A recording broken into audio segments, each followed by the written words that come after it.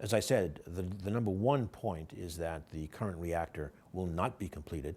Actually, a key central component, it's called the calandria, is going to be removed and literally filled with concrete so that it cannot be used again. Then the P5+1, which will include the United States, will oversee the redesign of that reactor. The parameters are already agreed to on what that reactor can do. It's 2 pages in the agreement if you want to look it up. And as I said, it will be roughly a factor of 10 reduction in the amount of plutonium production. And I should emphasize that under normal operation, that plutonium will not be of weapons grade. If they were to try to cheat with that reactor, we would know it within weeks.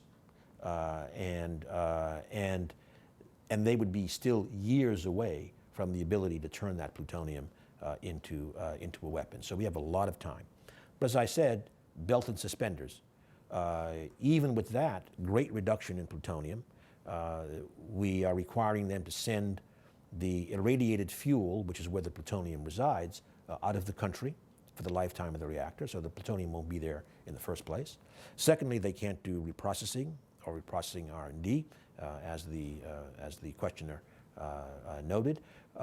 Clearly, we'll have to look for covert activity, but I think we feel pretty confident in our ability to block that pathway. And finally, now just to get into minutiae, which things we don't usually discuss, but as an example, there is something called PIE, which is post-irradiation examination of fuel. So you take fuel out of a reactor and you like to dissolve it and look at it and see if it's in good shape, et cetera, et cetera. We are not going to allow in this agreement destructive examination of the fuel, because we feel that would be too close to learning some of the reprocessing capabilities. So again, if you look even in more detail in the agreement, you'll find more and more ways of blocking the pathway to the material and to the capabilities that you would need to process the material into nuclear weapons material.